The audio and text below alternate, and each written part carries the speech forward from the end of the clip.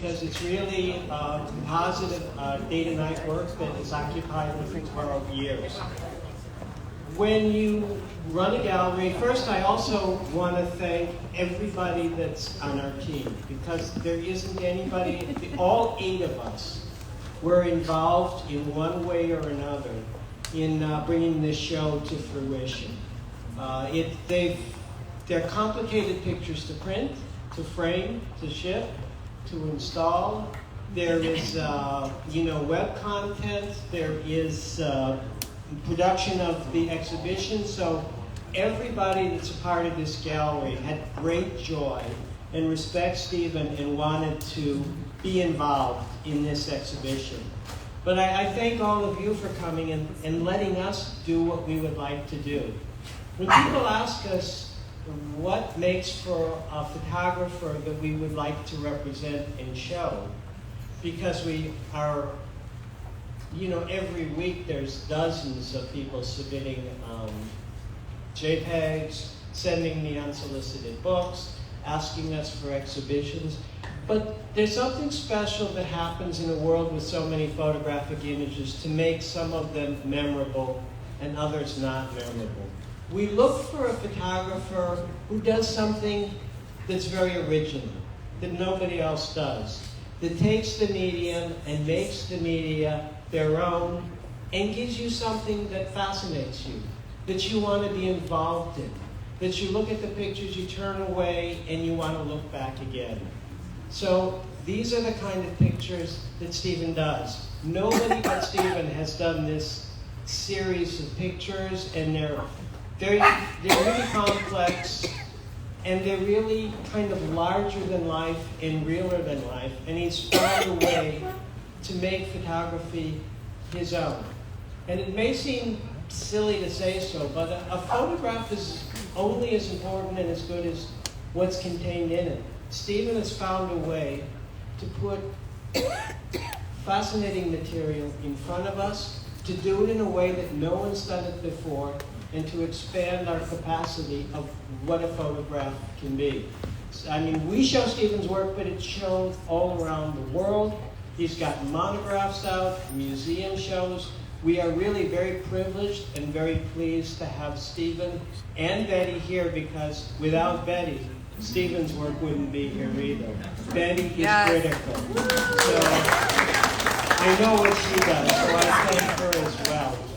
2 things. Please silence your phones if you can, if you haven't. And then I know that as you look and you listen to Stephen, you're going to have questions. But if I could just ask you to hold your questions until the end, because that way he doesn't get sidetracked and he can continue with the thought, because one question generally leads to more questions. So without saying, I've already said more than I thought I was going to say, I welcome you all here. It's going to be a wonderful hour, and here's Stephen. Thank you so much, Holden. Thank you all for being here today. Can we dim the lights? Is that possible? Yes. Yeah. Great. Thank you all for being here. I just want to say to Jody and Holden and the entire team here, it's just such an honor and a joy to work with this team. They've done such a remarkable job on this exhibition. It's everything I'd hoped for and more. So thank you guys from the bottom of my heart, and thank you all for coming today. I'm going to share some of the backstory and really sort of how this work originated and where I'm going with it and how it's evolved over the last few years. As Holden said, I've actually been doing this 13 years, believe it or not. Day to Night was published in 2007, Betty? I'm forgetting all my book. Huh? 9. Thank She you. said 9. 2009, okay. And so it's been quite a journey. My work was really started with an inspiration. I saw this painting of the harvesters when I was in 7th grade, and it changed my life because I never understood that you could do an epic landscape like that and have this incredible narrative story going on within the landscape. And so I became very fascinated at that point in my life in art history. And when I did this work, somebody called me and actually sent me an email, and they said, "Stephen, were you inspired by this painting?" And I looked at this painting. It was the first time I had seen it in decades, and I realized it was a poster that hung in my room. It's from Magritte. It's from this Les Lumiere series. And it's just so interesting how things that embed upon you as a young person, how that affects you long term. And I immediately started to think about some of the other artists that had influenced me. Canaletto, because of the way he depicted Italy. I've done a number of day to nights in Italy, and I've always, it's funny, I actually use Canaletto as a scout. I actually go through his paintings because Venice is a place that looks exactly the same as when Canaletto made this painting. Albert Bierstadt is a big hero of mine. I got very, very interested in the Hudson River School painters. And what I discovered with Hudson River School was that these guys were painting light moving. It was not just a scene, but the light and the depth and the three-dimensional quality of the Hudson River School made it very unique. And as I looked at that, I began to understand and think about how photography with new technology could potentially move in that direction. And then, of course, the great Thomas, forgive me, I'm just having, excuse me? No, I'm just forgetting his name right now. He's a master. Thomas, it'll come to me. But this is another great period painter from the Hudson River School who also was very, very concerned with the environment. And each one of these artists, Albert Bierstadt, that I've sort of referenced, they all were concerned about what was happening in the world. And so their paintings really reflected things that they were seeing, the changes they were seeing. So the work started with an idea, and the idea was first birthed when Life magazine commissioned me in 1996 to do a photograph of Baz Luhrmann's film Romeo and Juliet. And they asked me to create a 4-page panoramic shot, but unfortunately the set was a square. So I was inspired by David Hockney, and you can see time change in this picture. That's a reflection in a mirror. And I actually shot 250 single images. And then I created this mosaic, a la Hockney, as the actual representation for the magazine. But when I put this work together in my studio, I realized that this idea of having Claire Danes and Leonardo kiss in the reflection was something that I'd never seen before, the idea that I was changing time in a photograph. And that's where the genesis of the idea really happened. And fast forward, people always talk to me about how do you do this thing? So I want to just give you this very brief description. Day to night is really a combination of art and science together. So what I do is I decide where day begins and night ends. I call that a time vector. My time vectors can run sometimes left to right on what I call the x-axis. It can run vertically on the y-axis, or it can run diagonally on the z-axis. And so what I do basically is I take the concept of time, which Einstein described as this fabric that gets bent and distorted based on a gravitational field, and I take this idea of a fabric and I flatten it into a two-dimensional photograph. So how I do it is I build what I call a master plate of the scene. This picture is taken, I'm 60 feet in the air over Coney Island for 16 hours photographing. This was in July. And what I did was I capture day on the right, night was in the on the side of the actual Ferris wheel. And at this point when I was doing this series, I really knew that I wanted the Ferris wheel at night, and I knew obviously that I wanted a day to be on the beach. And then I build the master plate, and then as time goes, I take very specific moments. And I'm literally like a street photographer. I'm capturing things that I see in front of my lens. There's nothing automated about what I do. Everything that I do is the most traditional manner of photography, very much the way Ansel Adams worked, Carlton Watkins, all these great early masters. I'm just using a digital back. And what I do in the post is what's really revolutionary in terms of what happens in the medium of photography.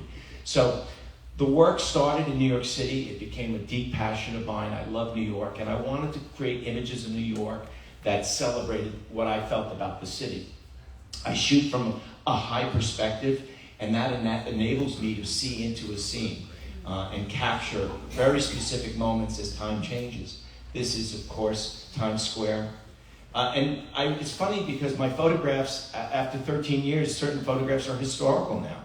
This picture doesn't exist anymore because there are no yellow cabs in New York.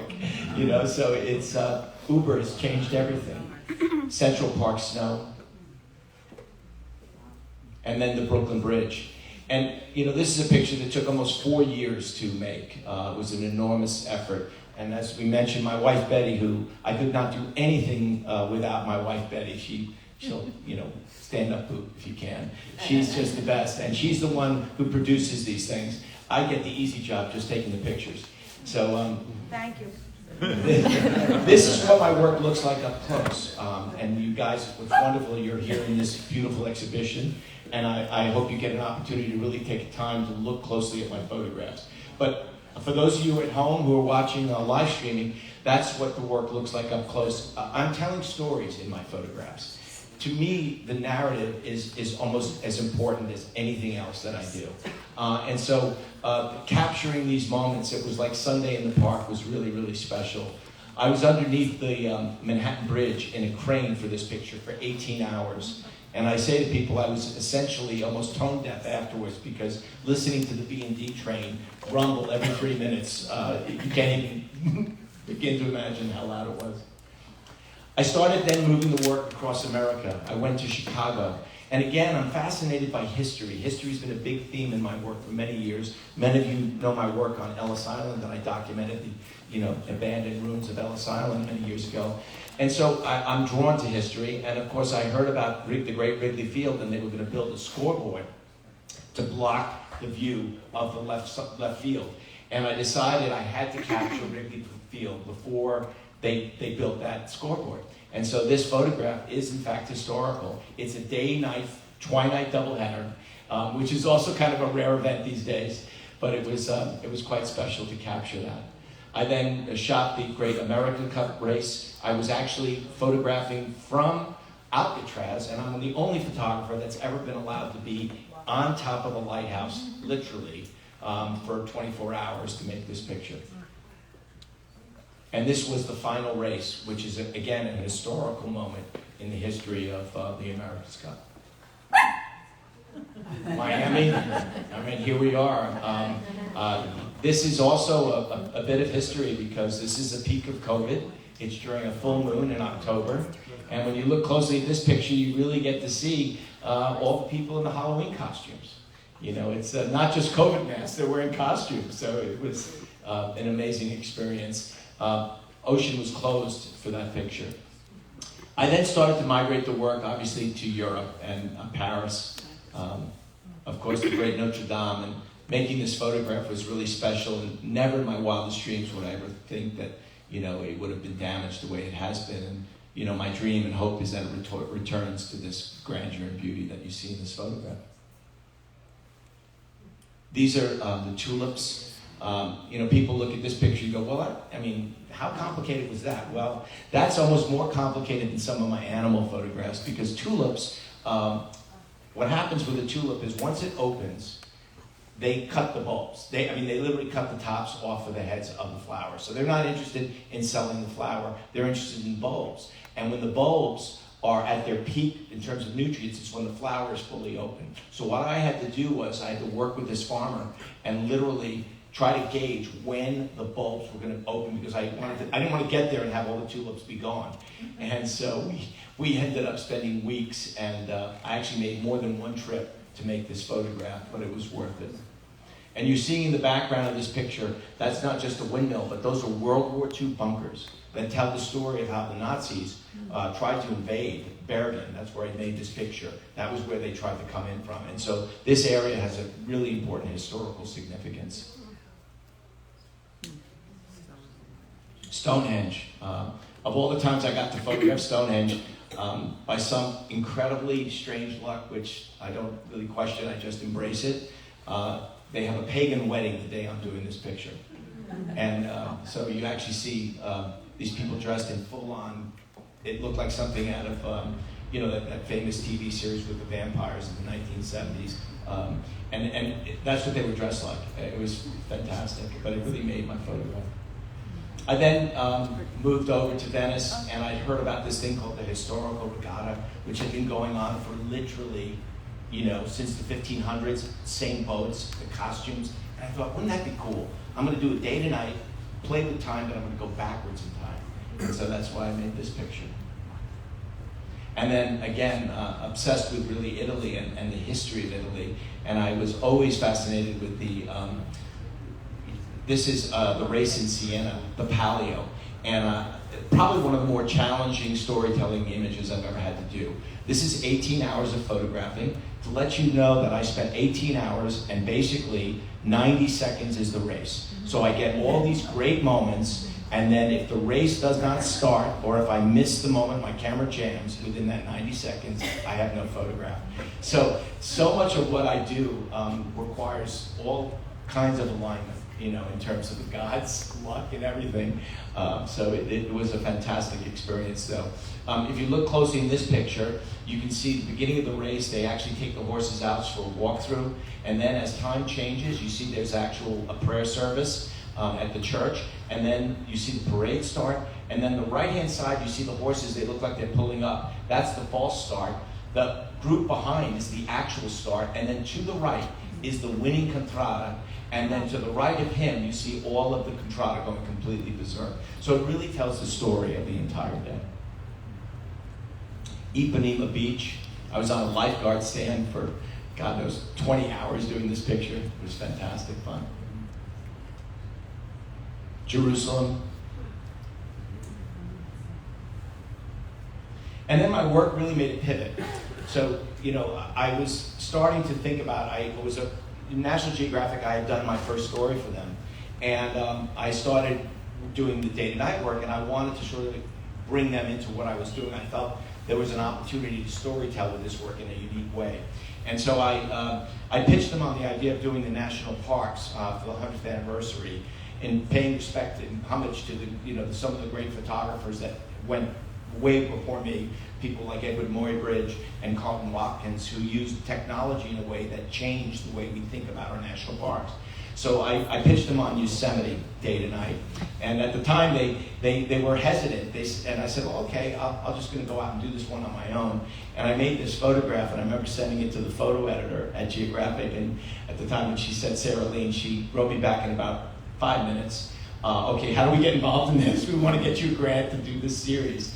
And this was shot from the great viewpoint of tunnel view. I was actually on top of the tunnel in tunnel view for 36 hours. Okay, anchored with rope to make this photograph, but it was worth it.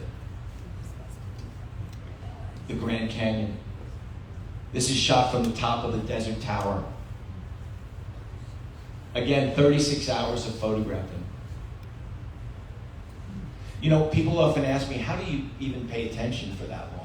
What I do is almost like a deep meditation, in a world where we are constantly connected by devices and being constantly bombarded, responding to text messages. I go out there and I literally just look at a place for 24 to 36 hours. And it's this deeply enriching experience. And I think you'll see in some of the new work, I really feel that part of my work, the depth of what you feel when you look at my pictures, is that I'm putting that kind of time in, and you get to see things you never would see if you just walk into a scene and look around and walk away. I get to see all kinds of things happening. And so that series launched me into another image. I wanted to photograph for the first time the Great Migration. And so I had this idea, I'm going to go to the Serengeti during the peak of the migration. And I got there, but there was a 5-week drought going on. And so the animals were not migrating.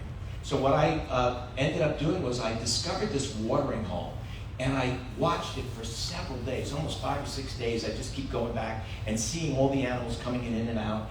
And I had built on my truck a crocodile blind. This is the actual rig that I shot in.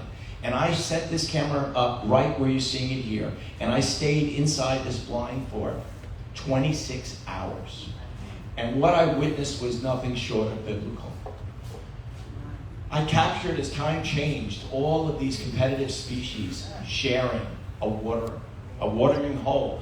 Water, this resource that we're all supposed to have wars having going for the next few decades because there's such a shortage of water globally. But the animals seem to understand something we don't. They seem to understand almost like a different kind of consciousness. They seem to thrive on the idea that, you know what, you might be a threat to me, I might be a threat to you, but when it comes to drinking and bathing, we're all even, right? And that's what they did. And I watched it for 26 hours, and it changed my life. And it really was, I think, a pivotal moment in my life to now use this technique to tell stories like this, because I felt like I'd witnessed something that needed to be shared. And so this is, again, as you look, we're fortunate to have this print here in the gallery. And when you get close and look at it, you will see the stories that I recorded. People often ask me, oh, there weren't that many animals there, right? I said, I tell you how many animals there are. I have single photographs, single pictures where you can't see the water in the scene. That's how many animals were there. And you see, describe how you... Oh yeah, so the elephants, if you look at the picture, on the right-hand side, day is beginning. You can actually see the color of the light. In the upper middle portion of the photograph, you see the migration of the wildebeest, actually starting early in the morning. As your eye moves diagonally across this photograph, like this, time is changing. So time changes this way. And, that center moment that you're seeing was extraordinary, and I'll share the story. When I shoot these pictures, I shoot such high-resolution photographs that my computer actually begins to run out of memory. So I have to, what's called, wipe my computer and back up everything. That usually happens twice during a big shoot. And in the early days, I couldn't actually shoot on card, so I had to actually stop shooting for 5 minutes to back up. And the fear for me is always I'm going to miss something. What could happen in that 5 minutes? Maybe there's a lion that comes out or something happens. And what ended up happening here was my assistant, thank God, got me active again in 4 minutes and about 30 seconds. Exactly at that moment, I had a 20 by 24 window. That was my window into the blind. So I couldn't see anything except through this 20 by 24 window. That's what I was shooting out of. And I leaned my head out after we were reconnected, and there was no animals. And all of a sudden, on the right-hand corner of my eye, I see this huge group of elephants marching in like the Jungle Book. It was unbelievable. And so I watched them, and I just literally shooting. But if my assistant had been 30 seconds later, I would never have had that picture. So this is in a place called Ropes and Bite. It's one of these just extraordinary places I've ever been in my life. It's the only place in the world where orca whales come, families of them, for a spa treatment. The Bite has rocks in it that don't exist anywhere else. And the orcas come and they rub against these rocks.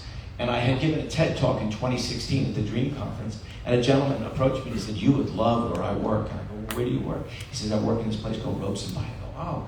He goes, "No, it's the most amazing place because we have cruise ships, we have bald eagles, we have, every imaginable kind of species, and then we've got these whales, these orca families that come in and rub on the rocks." And I said, "I don't know, how can I make this picture?" And this is what ended up happening. You're going to see. You're hearing. These are the whales you're going to hear underwater as they approach. Not that little dog. He wants to be an orca.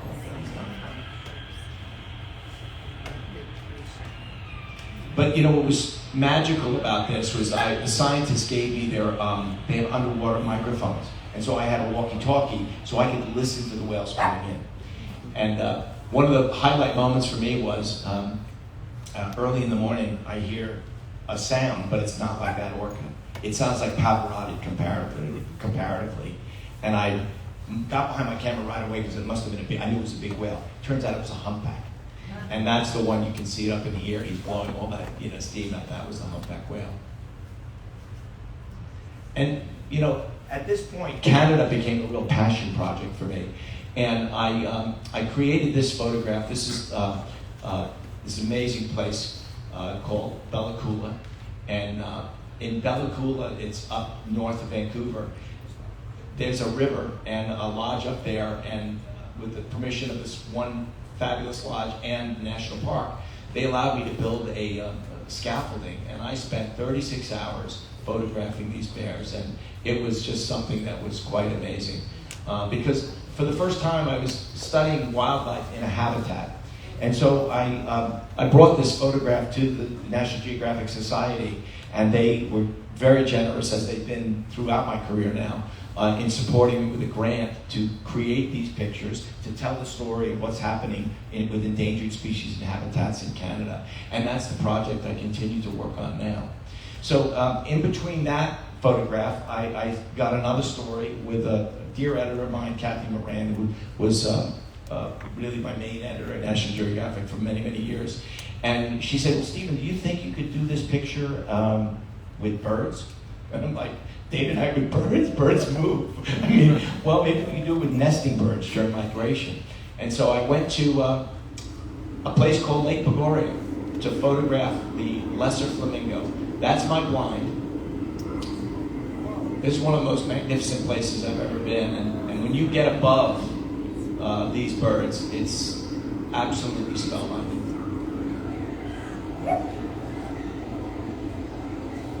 But I wanted to share this with you because I want to share the scale of what it is that I see when I go to these places. Part of what I'm so drawn about is I've spent so many years shooting things that are great tragedies and trying to make them look beautiful. My focus now is to shoot things that are so beautiful to make you feel that you don't want to lose them. I'm trying to overwhelm you with a sense of awe and wonder. That's what I feel when I go to these places. In this picture, you're seeing 36 hours of photographing from a blind. These are the lesser flamingos. Time changes vertically, so day to night. And the moment you're looking at now, that's a single moment. And that single moment happened because there's a species of birds, they're called marabou storks. And those marabou storks love to feed on lesser flamingos. And they work and they hunt together like a pack of velociraptors. And they're very militaristic and they're very strategic. And they attacked all of these birds on the bottom of the photograph. And that one moment, literally every bird that was on the ground went up in the air. So it was absolutely spectacular. And people often ask me, how do you decide where's day start, where does night begin, all that kind of stuff? And how could I not have that moment in the photograph? So literally that moment dictated exactly what I was doing. So then I had to travel to Scotland, Edinburgh, and there was a species there called the northern gannet. And I like birds, but these are not the nicest birds in the world. Let me just start there. So I ended up traveling it's literally a lighthouse on this island. It's called Bass Rock. I got special permission to get on it. It was 200 steps of slime I can't even begin to describe. And I was with these birds personally in their nests for 36 hours. This was my entertainment. They are so aggressive with each other. And they were aggressive with me. They like to stab you in the calf muscle when you get close. But the 36 hours was worth it. This was the photograph I made. And again, to do what I do, I have to be intimate with the subject. And that is really challenging when you're dealing with wildlife. But this is, again, I have a full moon rising. A lot of times when I do nature, I try to go out during full moons because, there's no night light. So I need the moonlight to really light the night side. People often ask me, oh, well, I'd love to go to Bass Rock. I said, I highly recommend it. I just wouldn't stay there for 36 hours. But it is a spectacular place. Then I traveled to one of the remote southern islands in the Falklands. It's called Steeple-Jason. And here I am walking through 6-foot tussock. And that's what I stood on to make this picture you're about to see. I had to scout the island. It was an 8-mile island. There's only probably about 50 people who've ever set foot on this island. It's that remote. It's owned by WCS, and they have one house on the island and one 1972 Land Rover. And here I am with my assistant. For 36 hours, we laid in this tussock and photographed. And most of the time, people look at my work and they go, well, that rainbow, did that really happen there? So my assistant shot this. Can we have the volume up? I don't think we're...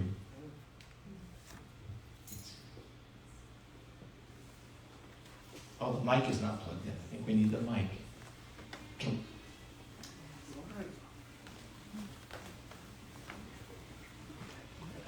Mark's coming back there, Stephen. Great. And that's the photograph. And we have a big print of that here, so I urge you to take a look at it up close. But again, for those of you who are not here, this is what it looks like up close. I get to tell the narrative story of a species. Again, art and science, I study them like a scientist does.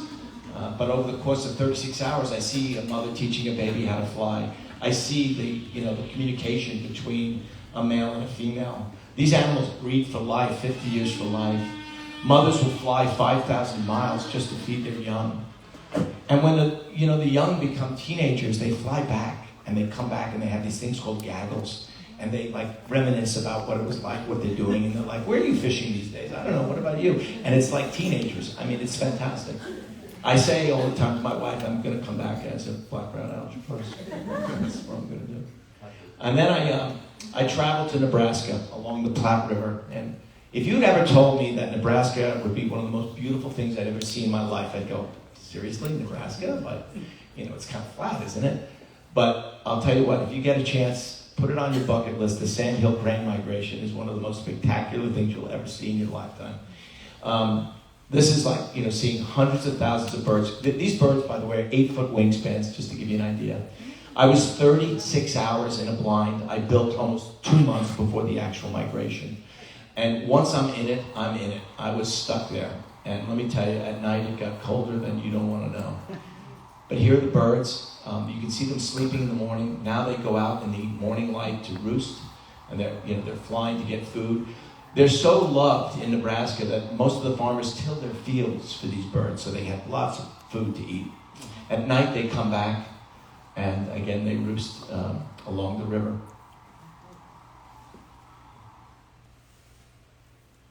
And then I traveled to Canada again, picking up my Day to Night Canadian project, and I photographed the polar bears.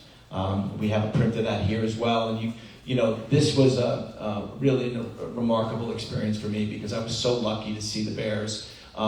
With polar ice, as ice melts, these bears in Hudson Bay will not be able to go for food unless the ice gets cold enough and is firm enough for them to travel across. And the issue as photographers is that if you are there when the ice, right when it gets cold, you might be lucky to catch them. If you miss it by an hour, the bears are gone. You'll never see them. So it's really a real, so much luck in whether or not it happened. But what I loved about this photograph for me was you can actually see the melting ice in the morning. The bottom of the photograph is morning, and time changes vertically along the y-axis here. And that was a full moon, and those are the actual rays of the moonlight in the sky. Something I've never seen before. And then I traveled to Greenland, and I went to make a photograph of just, these, I thought it was going to be about rising seas, the melting ice. But what I discovered was, part of the beauty, I think, of what I'm able to do when I study a place and I photograph. I witnessed, I was there during July in 2019, and this was called the Great Melt. So 198 billion tons of ice liquefied into the Atlantic Ocean while I was there. And what I noticed when the ice was melting like this was I saw more humpback whales than I've ever seen in my life. They were gorging. It was like the greatest smorgasbord of food for these guys. They were just eating and eating. And what I started to realize was when the ice melts, there's this sediment that activates the plankton. And when the plankton start going crazy, the krill start going crazy over the plankton. And when the krill start going crazy over the plankton, the whales start going crazy over the krill. So it's a top-down feeding situation. And so without sea ice and without glacial ice, really, how do our oceans really feed? The wild, the fish and all the sea life. It really was a picture and a story that I wasn't expecting to tell, but that's really the story of this photograph.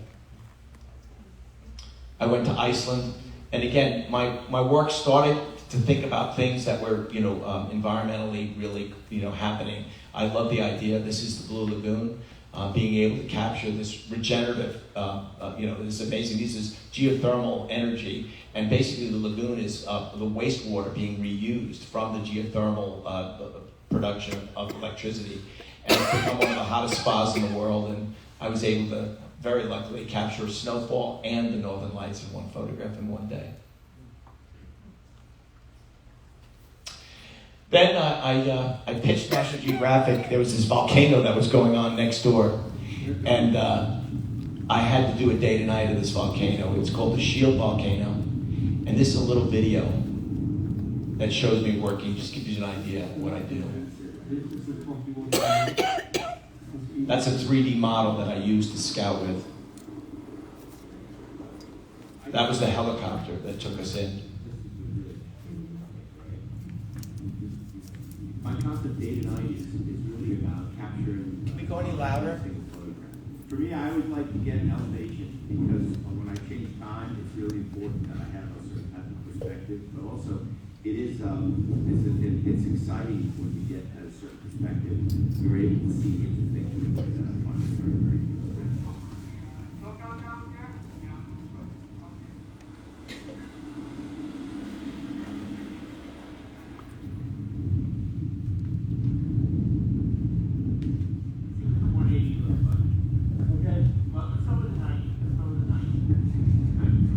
We watch the light change, we watch things that happen. There's nothing automated about it. My eyes kind of scanning it, moving it. I'm capturing very specific moments.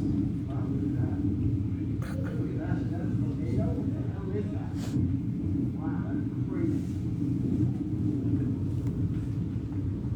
Best counting spot in the world. So we're all set up here. On top of really this incredible extraordinary view that we have looking at the volcano. The winds are quite stiff, so it's going to be a cold night. It's been a challenge, you know. Certainly, this volcanoes are not they're unlike anything I've ever shot, you know, in terms of predictability. I think that if my work is so much about embracing sort of uncertainty and fear, this is certainly one of those situations where we're embracing it all, and hopefully we're going to walk away with something very special. And we did walk away with something very special. There is a big print of it here, so I hope you guys take a look at it. But it was truly one of the highlights of my life making this picture. I can't begin to tell you what a show it was. I actually stood for 20 hours. I never sat down for 20 hours. And, you know, got to a point where I can't wear gloves, and the temperature was quite cold, and my knuckles were just swelling, and I looked like a prize fighter. But it was all worth it because this thing, turns out the day that I made this picture was probably the most active single day of the volcano through the entire time period it was erupting. So it was very special on a lot of levels. And I wanted to make a picture that showed the molten lava, which without lava there is no life. And I wanted the sun setting behind that lava because without the sun we have no life. And I really wanted to make that connection for people and make that part of the essence of this photograph. Then National Geographic commissioned me to do a story on America the Beautiful for the 30 for 30 initiative. So they asked me to create 4 data nights that actually captured some of the most important places that need to be saved by 2030. So the first place they sent me, the first place they sent me to was this place called Bears Ears National Park. This is what some of my working conditions are like. When you look at this photograph, this is a 60-mile-an-hour wind for about 12 hours. We had sandbags literally holding down all my gear, and as that wasn't enough, we had my assistants and myself were holding down the cameras. I only can describe it as being sandblasting. So when you look at this scenery, this was the cover, and this was the September issue of the Geographic. And this is what the final photograph looked like. We hiked in, it was about an hour hike with 80 pounds of equipment on our backs. And I certainly think that while some of the hike was pretty moderate, the end part of the hike was quite challenging. But what I captured was unlike anything I'd ever seen. It is such a unique place, a place that was threatened by a previous administration. They wanted to essentially build a lithium mine in this place. And now it is protected, and thankfully it is. You see hikers come in there various times a day. You have to be quite serious to even find this place. But the magic in this photograph is I caught a full moon rise that happened to be on a day that was Passover, it was a day that was Easter, and it was a day that was Ramadan. And if that wasn't enough for me, it turns out that there's a 4 planetary alignment that happens once every 33 years on the day that I'm photographing. And that's what the story is. And so for me, so much of this is controlled by Navajo Nation. This is actually called the Citadel. And the Citadel is the outpost where the Navajos defended their land. So it is really historically a very, very important part of their culture and their history. But also the planets and the stars are so critical to so much of the pictographs, the things that they would draw, the things that they would study. So the fact that I was able to get day rising, sun rising on the left here, and the moon rising, and the planets, and that's the moonlight, all in one picture to tell that story was really special. Then I traveled to the Oregon coast for this place called Shai Shai Beach. And here you can see me. I am actually sitting on a rock that's about, it doesn't look it, but that rock is almost 30 feet high. And I'm photographing for 20 hours as the tide changes. And to get to that location took me 4 hours of hiking, 2 hours through a rainforest in almost shin-deep mud with 70 to 75-pound backpacks on. And then when I got to the end of that mud trail, I had to hike 155 steps down to get to the beach. Once we got to the beach, I had another hour-and-a-half hike to get to this place called the Arches. It's run by the Makah Nation. It's co-managed by the United States Park Service. But this is really their land. And this is their spiritual spot. It's called the Arches. And these rock formations they call sea stacks. And it's unlike any place I've ever been in my life. And so what you're seeing here is time changes. High tide is on the left side of the picture, and you actually see the tide change across as you move from left to right. I then shot a picture we wanted to capture something about agriculture and farming in particular, and cattle grazing. And there's a movement now called regenerative agriculture, in particular with cattle. And there's a ranch out there called the J.L. Bar Ranch in Yellowstone. And I made this picture about 2 weeks prior to the great Yellowstone River flooding. And the bridge that I took to get to this location is gone now. So it was really kind of, I was so fortunate to be able to make this photograph. And the background you're looking at, those are the Crazy Mountains, a very famous mountain range. And as time changes, you can actually see these herd of bulls that are ebbing and flowing as the day goes on. And once they graze an area, they move them to a different area. And then this is my most recent that you have right here, day to night Chilco Lake. Again, the grizzly bears. And this picture is really about how the bears and salmon are so connected, and how when you lose one thing in an environment, the impact that it creates on everything else in that environment. And so I spent 36 plus hours capturing and telling the story. Extraordinarily, I had no wind for almost 4 days, and that allowed me to change time into a mirrored lake.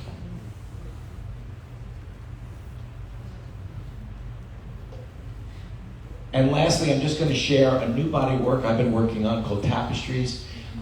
If Day to Night, for me, my son, who's a musician, describes Day to Night as a symphony. He describes it that way.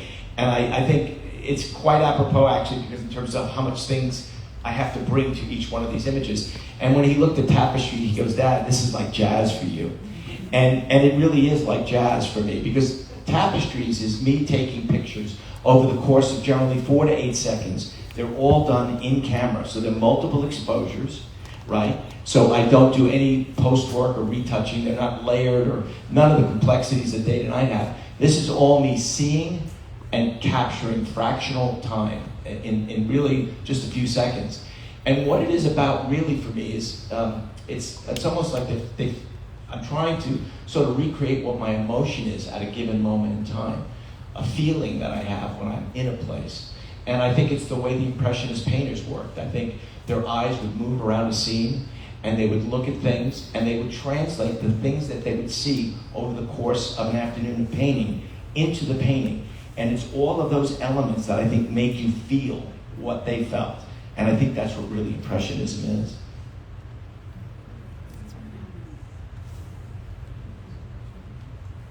Lake Como. We have a print of this one here, so you should check it out. To me, you know, they just evoke. There's a great joy when I make these pictures.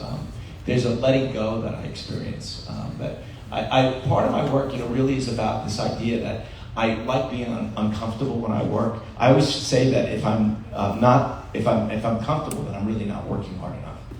And when I do tapestries, I feel like I'm just jumping off, you know, something. I'm just letting go. I don't know where it's going to go. I don't know what's going to really happen. But it's a translation, I think, in terms of what's in my mind's eye at a given moment and the feeling that I have.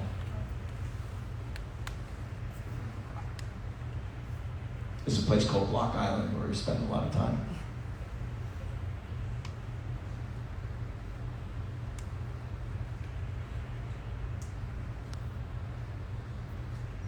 And I think you can see, too, a lot of the Hudson River School influence again, even in this work.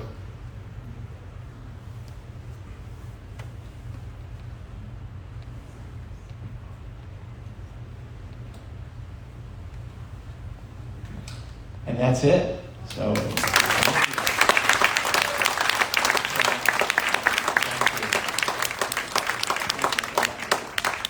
I know some of you must have some questions. I'm happy to answer your questions.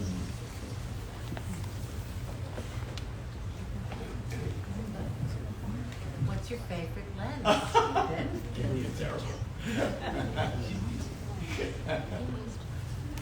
All of them. No questions, really? I do. Okay. Did ever a shoot not go the way you One. Oh. Yes. The one in Colombia? So yeah. So the picture against this wall, this is the third time I went back to make that photograph. So the other two times I never even got to the location. I have had other pictures that I spent 24 hours when I was in Grand Canyon. I shot from the Indian side of the canyon. There's an amazing Japanese architect built what looks like a giant horseshoe. And I had this idea I was going to do day to night on the horseshoe, and they let me get on top of the roof, and I had this fantastic view. And when I put the picture together, I literally spent 24 hours doing this picture. I can't even tell you how much energy, and then finally putting it together. And when I looked at it, I said, this is not the Grand Canyon. What I'm looking at is this architectural thing. I realized that the architectural thing had just overpowered the actual canyon, and I wanted to do a picture about the canyon. And so I basically dropped it. I threw it out. I called the magazine. I said, I'm not going with this. We need to do a different one. And so, they agreed with me. And so I found this desert tower view, and that had the idyllic view that I wanted. I could tell the narrative of the people in it, but also it was the Grand Canyon. You knew when you're looking at it. It's the awe and the wonder is the canyon itself. I didn't need any architectural, design to reinforce that. So that was definitely one. There was one other one I shot in Lower Manhattan also that just didn't work. So those two.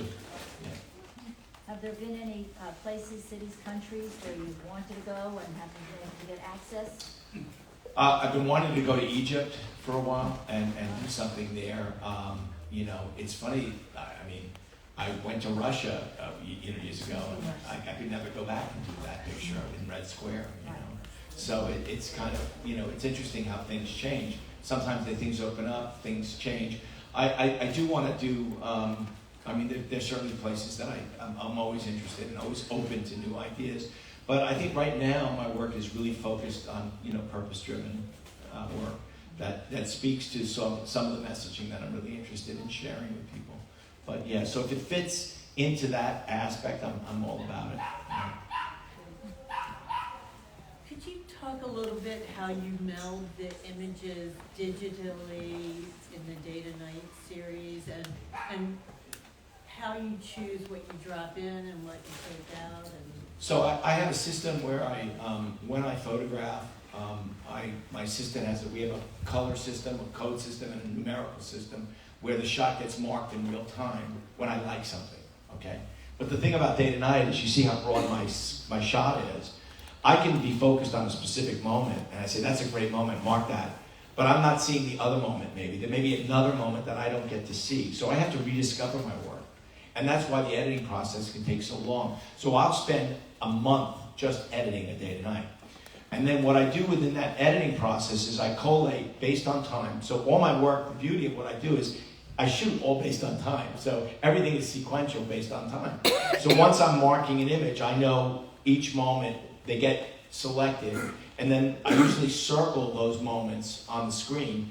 And then what I do is I work with my retoucher, and I decide on what I call my master plates, like I described in the video.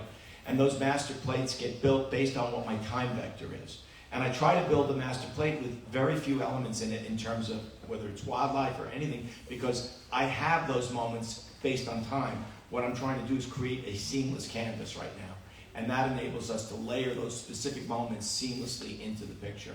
So that's the process and how it goes. Obviously we work in Photoshop, and each one, just to give you an idea, the quality control that goes into everything that I do. I will work on a file before it's ready to be printed. I might do 30 iterations just on that file. After the 30 iterations, I have a team of ex-assistants. So I have 6 eyes, not 2 eyes, looking at the work. And they mark it up, I mark it up, then it gets corrected again, then we print it in my studio super large, and then we rip that up, and then it gets recorrected again. And so this is like a distillation process. And basically once we're done, it goes to my master printer, and then I'll work several weeks to make a print that you see here. So the print, just so you know, people look at my prints all the time, and most of the photographers watching, one of the things, important lessons that I share with you is that I consider a print a whole different medium. So when you look at a screen or a photograph on an electronic screen, that's nice, but that's not a print. A print is a different medium. And so once I start printing a photograph, it is very specific to what I'm feeling in the print. I let go of everything else, and now I just focus on the print, and that's the way I work my pictures. So the print has to have a certain kind of perceptual depth to it. It has to resonate really the memory of what I felt when I was there. That's really what I'm after when I do these pictures. I'm recreating my memory. So you have to adjust the tonal range as well? Oh yeah, so color in my work. You're seeing, people often look at my prints and they go, God, what is he doing with the color? Well, you're noticing the color of light change over time. So your brain is trying to process that. That's something we're not really used to. We don't go into most scenes looking at multiple color temperatures in a room. It's either incandescent light or it's daylight. Sometimes you have a mix, okay, your brain can handle that. But when you see the color temperature change, like in my work, that's something that's kind of a different experience for the way your visual cortex works. And so it creates a certain kind of dynamicism, I think, in terms of when you're looking at it. There's an excitement. It almost has its own energy, visual energy. So you're starting to do some photographs with aluminum there, so tell us about that medium. Well, the print medium is changing. Technology is constantly evolving, and so dye sublimation is an interesting new medium because it prints into a sheet of metal, and it's a very archival process, and it doesn't require the need for glass to be protecting it. It can actually be wiped off, and so it's an exciting alternative now. As a new way of looking at printing, as a photographic print. It's different than photographic paper. These are photographic prints around you here. Dye sub is a process, but it's based on inkjet, but it's a whole new way of doing it. And so, which do you prefer? Well, I have to say that I'm just exploring the dye supplement, to be honest with you, right now. So I don't have enough experience, but I've been very, very happy with what I've done. And I would not release anything that way that I didn't think was up to the standard of my printing. So yeah, to answer your question, it has the depth, it has the image quality. I think one of the things that's really nice about it is you don't have to worry about it as much in terms of the glass and the protecting. So it allows you a little more intimacy as a viewer, which is nice. But I still obviously love my photographic prints as well. That's something that I've there's a depth in photographic prints that's always very special. But listen, I'm the person who actually launched inkjet printing in America. So Epson commissioned me when they came out with the inkjet printer. So I was truly one of the first people to ever use that technology. And I love inkjet prints. They're beautiful, and but like what I do, and I believe this in my work, is that I try to optimize my prints for the subject matter that I'm showing. Right. So my work has a lot of depth to it, and I want to make sure that whatever medium I use, it actually is able to show that kind of depth in a scene. That's the most important part. I don't want to just use it for because it's something different. It's got to be able to communicate the idea and the thing that I'm trying to say to you as a viewer. How many prints do you make of each image? So each image is a limited edition, and each image has some of them have 3 sizes, some of them are 4. Depends on which photograph, when it was done, and so on and so forth. But all the sizes are limited, and so we do limited editions. But I could, certainly, Jody and Holden and Jay, the team can certainly answer that question, depending if there's something that you're specific about, that you're curious about. It's hard depending on where they are in the edition, but they're all limited. Anybody else? One last question. Oh, I'm Oh, sorry. this gentleman No, had take from Do the floor. do you ever have a hard time deciding which direction to go with the day and night? Yes. And would you ever consider doing like a diptych series where you did the same background? That's funny. People have often asked me, well, could you do a different one? I think, I'll be frank, the amount of energy and effort I put into these pictures, I mean, they're like writing novels almost. You know what I'm saying? Like, it's way beyond just a photographic image. It's a story I'm telling. And once I really formulate the story, it's kind of like hard to, even though I leave unbelievable stuff, and I will tell you, someday I might do this. I might do some of the shots, like single shots that I've done, that are not in the day to night, and just show them to people, because they're incredible. Like Ropes and Bite, I have that entire scene in a full moonlight. It's just like, it looks like you're levitating. I couldn't use it. It's just, I can't use that whole thing. So I have lots of things that get, what I say, left on the editing room floor. But I think the commitment to the singular piece of art, of what I do, the story I'm trying to tell, I want to keep each one really special, so. But it's a good question, I'm curious, in Coney Island, most of the people are very focused, and then there's a few people standing next to people who are in focus who are blurred, like in motion. Yes. I want to know how you selected that. Well, generally, especially, so Coney is one of the early pieces, and I was sort of really early on in the technology, so I was working with, to give you an idea of the difference right now.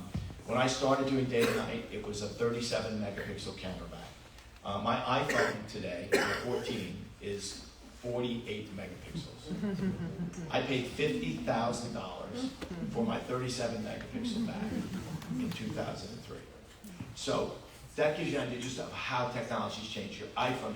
So what's happening is that not only is it about, from image standpoint, quality-wise, but also a lot of the early technology had limitations in terms of how long you could shoot for. So, your shutter speed. So it was, at the beginning, the early backs could only do 30-second exposures. That was the longest you could do.